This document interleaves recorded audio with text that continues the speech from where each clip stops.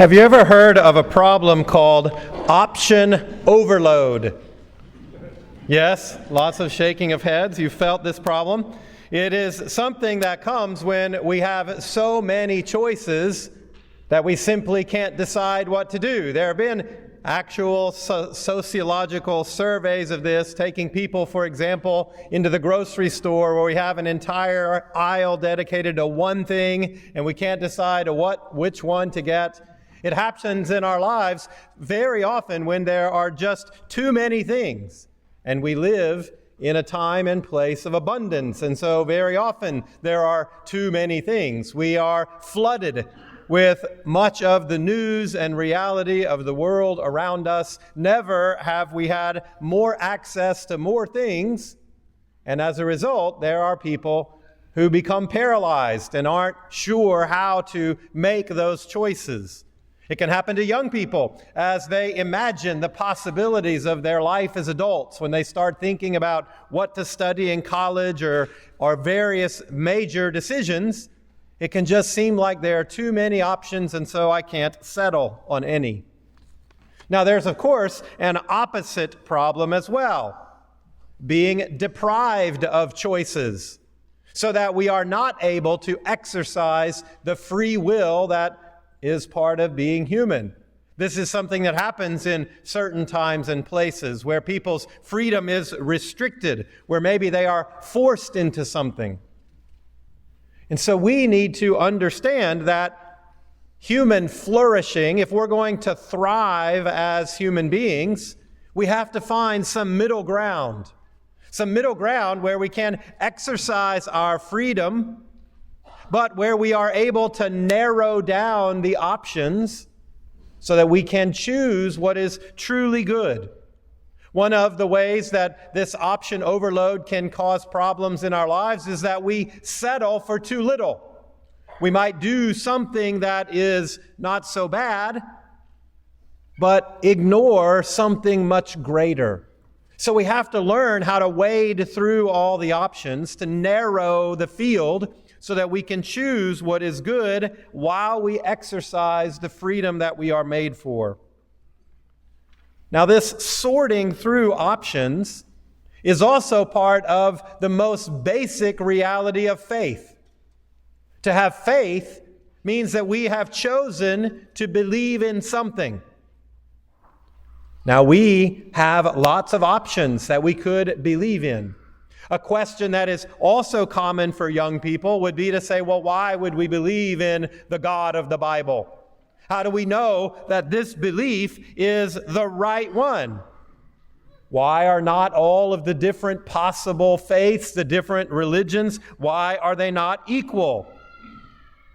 And so it's an important question that requires that we do some sorting. How do I know that the God of the Bible, the God that we profess as Catholics, how do I know this is the real God? Now, to do the work of sorting means that we have to take a closer look at our own mind and heart. What's happening inside of me? What is it that I feel drawn to? But that's not enough.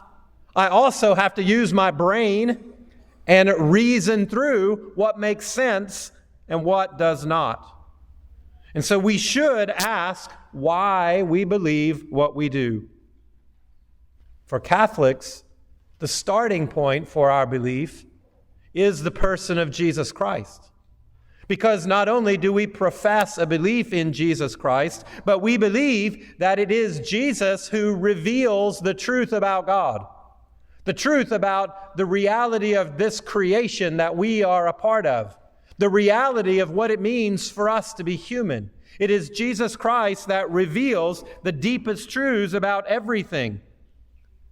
And so today, as we celebrate the feast of Christ as King, it's an important time for us to look at, well, what do we believe about Jesus? Why do we believe what we do? How do we sort through all of the possible options for what we could believe?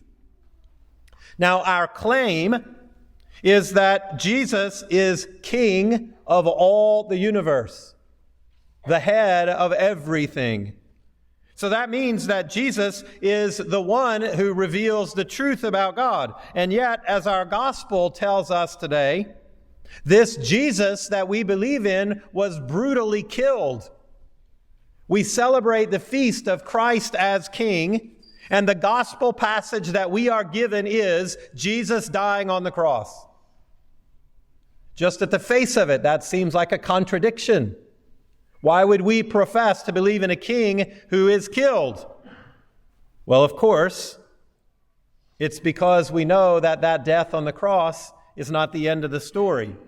The foundation of our faith, the reason that we believe in Christ as King, is because of the words that we hear spoken from the cross today.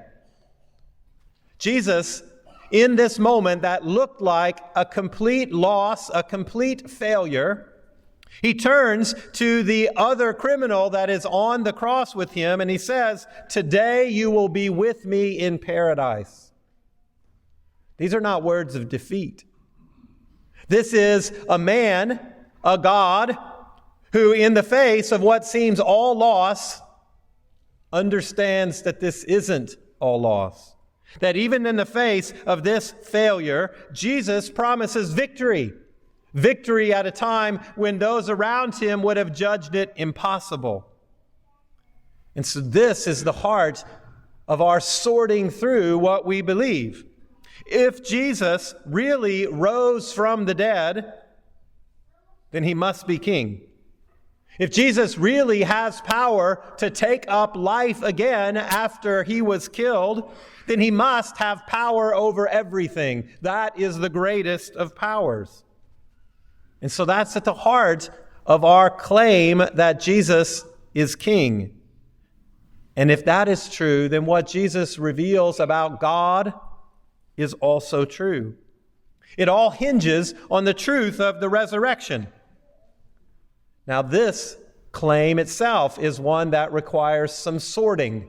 There are various opinions about whether it really happened or not.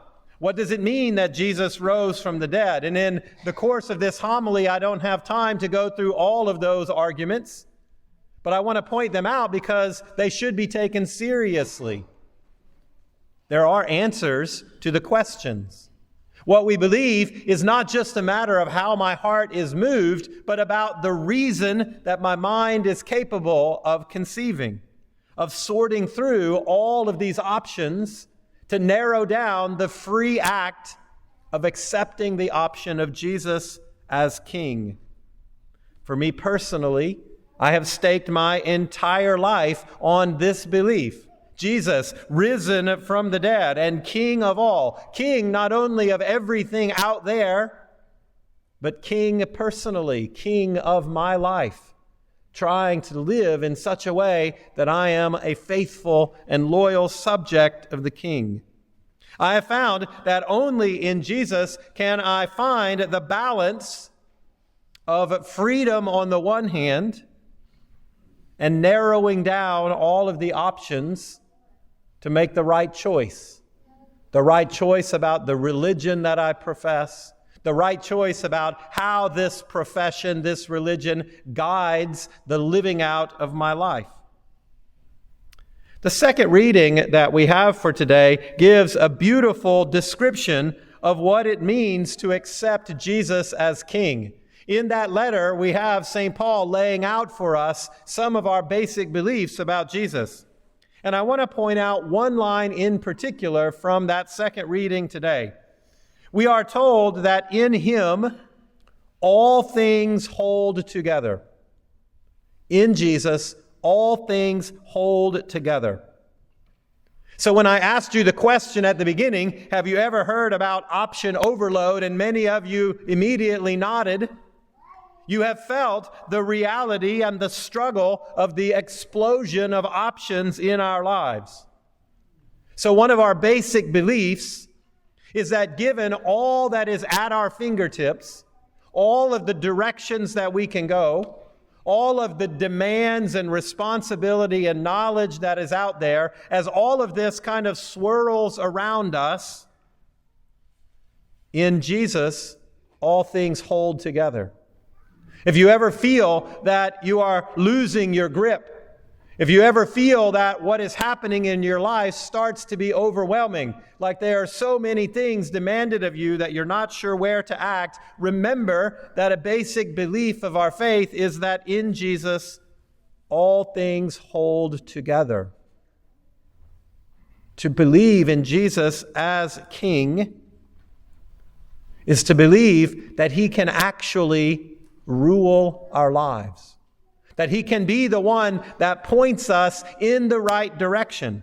When there are endless paths laid out in front of us, it is Jesus as King who becomes our guide, who says, this path is the narrow way that leads to salvation. This path is the one that will allow you to share in the promise of life. Christ as King certainly does not mean that everything always works out easily. Again, we have, for our reading today, the King who dies on a cross.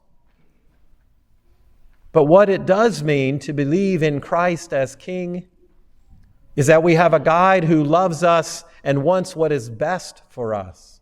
We have a guide who is the creator of everything, who is more powerful than whatever might press in on us, more powerful even than death itself. And so our celebration today, this belief in a Christ who is King, this Christ who has risen from the dead, it means that in the course of history and in our own lives, there is life where once there was death.